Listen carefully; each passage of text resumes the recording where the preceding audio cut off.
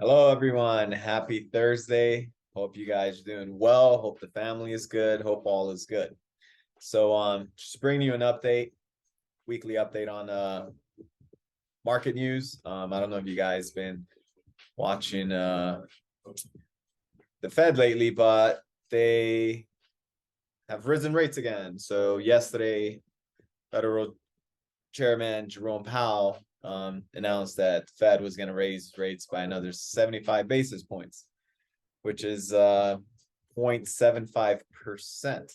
So as of now, the Fed rate currently stands in 3.724%.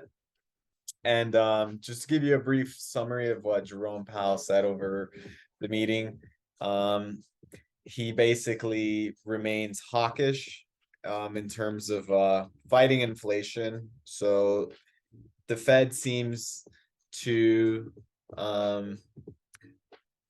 be in the path of continuing rate hikes, which is bad for the market, is bad for retirement accounts, and is bad for real estate. So hawkish, what is hawkish? Hawkish, when the lingo for the Fed, basically the Federal Reserve, when they say hawks or hawkish, which is basically shorthand for policymakers who tend to worry more about inflation, therefore leaning towards the increase of interest rates. And then the opposite, which is the doves, right? DOVES, which is just basically policymakers who tend to worry more about growth and employment rates. So the vice versa, the lowering of rates. So the Jerome Powell remains very hawkish. That's kind of the sentiment I got from his speech, and his concern is inflation. So Powell advised that they will continue to raise rates in an attempt to tame multi-decade high inflation. So what he basically said is that they're going to be monitoring economic activities such as the employment rates and the CPI, the Consumer Price Index, to kind of get an idea at what point it would make sense to, pivot and drop down rates. So from his speech, he basically said that he doesn't feel so in the near future because a potential pivot by the Federal Reserve, meaning lowering of rates, might then cause inflation to become entrenched. And when it comes to the Federal Reserve, in reality, yeah, the monetary policy is a very powerful tool. Lowering and increasing of rates has a dramatic effect on the global economy. However, the fund rate by itself is relatively unimportant. Interest rates that really matter for the economy are mortgage rates or corporate bond rates, which have been getting hammered lately. Which are longer term. These longer term rates are not under the Fed's direct control. Instead, they are set by participants in the financial market, meaning they're influenced by supply and demand factors.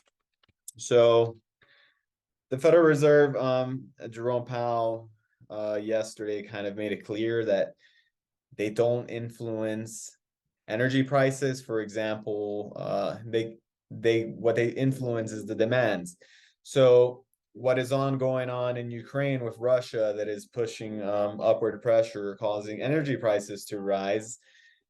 Federal Reserve has no control over that. All they can do in reality is they can raise rates, and in doing so, slow down the market, whether it is the employment market, housing market, you call it, and they can reduce demand in that case for the purchase or use of energies and so forth.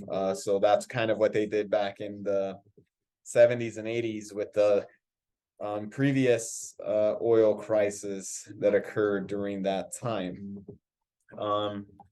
So basically, you can see here rates are near 2008 levels, which is kind of eerie because I would say that had an influence in the collapse of the 2008 housing market because of all the subprime mortgage loans and the crazy Ponzi scheme they had going on with lenders lending out to borrowers for basically no down payment or nothing and handing out loans to just about anyone. And the Fed rate put did some damage during that time. Back in the 80s, you can see rates went as high as 19.1% to 20%. And that was when Fed Chairman Volcker was chairman of the Federal Reserve. And as soon as he came in, he just fully blasted rates all the way up. So the inflation picture has become more and more challenging over the course of the year. That means we have to have policy more restricted, and that narrows the path of a soft landing.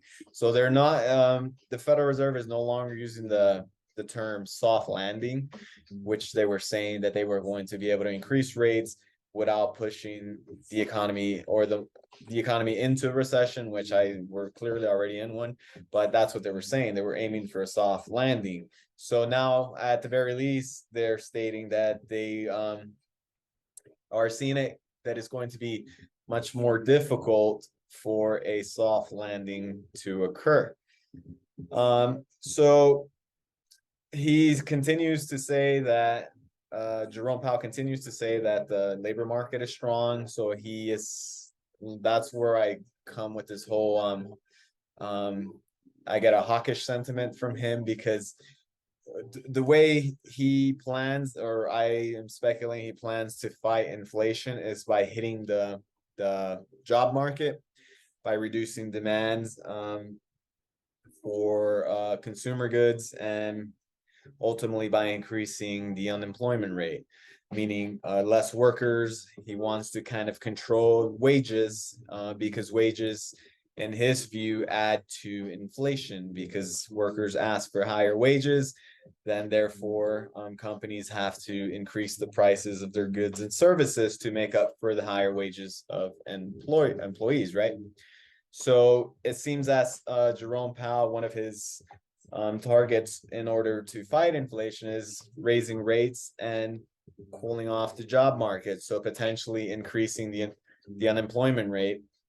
As you can see here, is pretty low, considering where it was, back when COVID hit. So let me swap over here, and so you kind of get an idea where treasuries currently are. Just swap over here.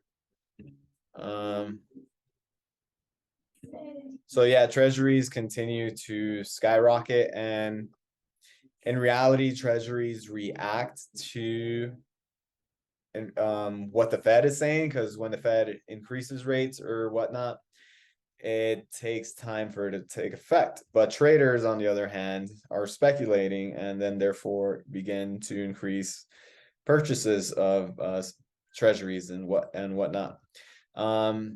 So treasuries are just skyrocketing. You can see here 3-month government bond, 10-year treasury note, 30-year government bond. I mean, they basically are all around the same level, 4.10%, which is kind of crazy if you look at it.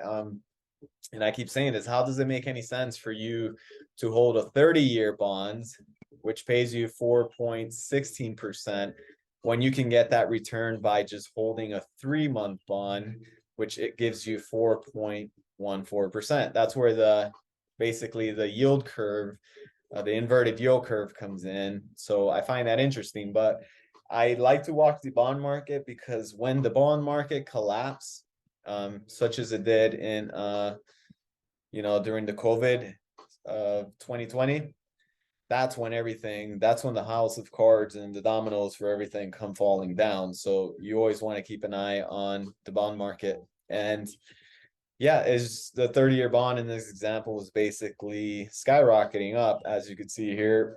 It's technical analysis, but in technical analysis, golden cross would mean that the short term and intermediate term price averages cross the long-term price average. And you can see it in this case that that has occurred. So yeah, just interesting things to keep an eye out for. And if I find anything else that seems interesting, I will bring it up to you guys. So thank you so much for your time, and I hope you guys have a wonderful week.